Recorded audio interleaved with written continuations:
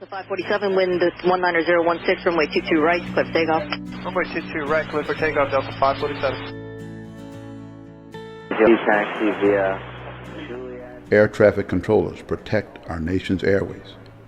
These are the stories of real air traffic controllers to boldly deliver a safe, orderly, and expeditious flow of air traffic from their departure point to their final destination. Wind 19016, runway 22 right, clear for takeoff. Runway 22 right, clear for takeoff, Delta 547. Yeah, it takes a special kind of person, I think, to be air traffic controller. Because like when in the academy too, when you start off with, like say, throw out a number out there, 100 or whatever, by the time you graduate. So some people, I remember the first weekend, so one guy's like, you mean we're gonna work holidays and weekends? It's not like 9 to 5, Monday through Friday? It's like, no. And in my 34 years as an air traffic controller, in all the places I've been, I think I was home for maybe 2 Christmases.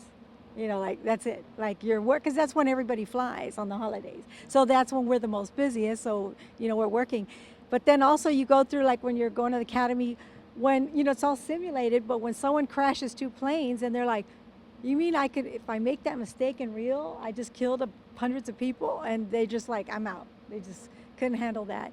And then other people, when 2 are about to hit, they actually go into shock and then they can't talk. They're like. They freeze. So you cannot freeze, In a moment of stress, when you have pilots crashing or in an emergency weather, like you said, sometimes there's nowhere to go. So as a radar controller, you literally have to call the tower in the center. It's like stop all arrivals, stop all departures. Because the air is saturated with aircraft, kind of like when you work in the highway and there's detours. So planes everywhere because there's weather and there's detour. And you just have to, maneuver everyone wherever you can and to make it safe. And then you could say, so people don't understand when they're like, it's an air traffic delay, they'll try to say it's a delay for safety. Not everybody can go into this cloud. So then, you have to go around and it's severe. You got wind shear, you got lightning strikes. In the middle of a rush, you'll have an emergency. Whether it's a person dying on the flight or the pilot itself, everything that you have to just snap and keep going. You work in an emergency aircraft that's crashed, but you still have all the other aircraft on your frequency.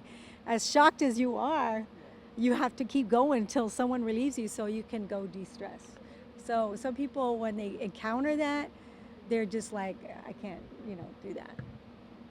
Curious question, because what I learned in this process was the different flight rules, etc. And the VFR really interests me because the first time it was explained to me, it's like it gets switched over to the tower, I guess, right? And then it's just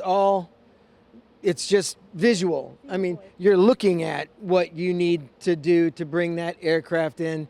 And to me, I thought, wow, that's amazing because it's sort of it's out of radar and it's in your hand physically, in a sense. And so I'm just curious about what that might mean to you and what that was like, if any, what your experiences or anything might be in that. Well, most VFR towers that I worked at anyway we had radar in the tower as well, called bright radars. It goes out so many miles. So you use both. But yeah, VFR is visual tower, but we did have radar to help. But I once worked at Dave Wayne Hooks, and you have 17 right, 17 left, and 17 water, which is a water runway. Right. So we'd have pilots doing a little circle for the water runway, helicopters doing, onto the ground. They would do their maneuvers, and then you have aircraft circling for 17 left, and then aircraft doing touch and goes for 17 right. So like you said, you're here looking this way, looking that way. You have to make sure that plane's not overtaking the one in the front. So you do maneuvers like, turn 20 degrees right so he can make a wider downwind so he doesn't catch up to the aircraft in front of him. You have pilots that when you talk to this pilot, the other pilot thinks you're talking to him, and he takes the turn for another aircraft, and then you have to adjust. Yeah. I was like, no, not you, it was this one, but it happened. So now you got to quickly think of an adjustment, yeah. Turn gear up, gear down, all that stuff. Yeah. I mean, I'm just thinking like what that must be like to. Yeah, it is. To me, that's a very fascinating part of it. The physical, like I said, physical, visual part of that. You're right. So. Yeah. It's kind of hard to believe, but I'm older than these guys. And I came through, I know, hard to believe. Yeah. And I came through the academy in 70. Good news was it was 1970, not 1870. And I was in New York. And in Oklahoma City, it's very prone to tornadoes in the springtime. And if tornadoes were touching down, they would take all the classes and we'd have to go down in the tunnels. And we were a New York class, and we had an instructor from Denver and one from Albuquerque. And this was a class of New Yorkers, and we were driving them nuts. And now tornadoes are touching down, so we go down in the tunnel. And, you know, we're joking around, we're talking, we're waiting to get the all clear.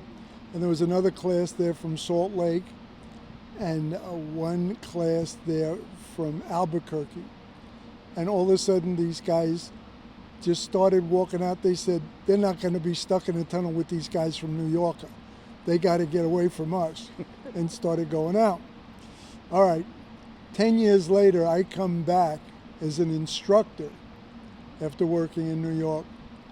And as I set up my class and my list of instructors, I had one of my assistant instructors was my lead when I came through in 1970. And as I made up my list for the grading labs and stuff, I told my other instructors, there'll be times when it may seem like this guy's getting favoritism, and he is, because I owe him. And he helped me get through back in 70, and here it was years later. I wish I could find him now. Maybe he'll see this video sometime. His name was Joe Rabb from Denver. And it was quite the experience. Talking about instructors helping you out, I ran a problem. It was a graded problem. So you walk in with the pink strips. Were they pink or red? Pink. They're pink. You walk in with pink strips. And I did the one thing you should never do on a graded problem. I put a guy on an arc. An arc is you have distance measuring equipment, and you make them stay at 12 miles in a circle, and then go in 12 miles this, and then you go, so he stays at 12 miles. It's cardinal rule, don't put them on an arc in a graded problem. If you want to play with it in a practice problem, that's fine, but I didn't see, obviously I didn't see any other way out, so I put a guy on an arc. And after it was over, we had this one instructor, when you're done with a strip, an airplane, they're on a strip of paper and on a little holder on a board. You pull it down and he yells, "Put your dead wood back." So I put it all back, and he's looking at it and he's looking at it, and he goes, "Dick's your lead, right?" I go, "Yeah." He goes, "Hold on a minute." So he runs out and gets my instructor. Dick walks in, I look up and I don't know what the hell's going on.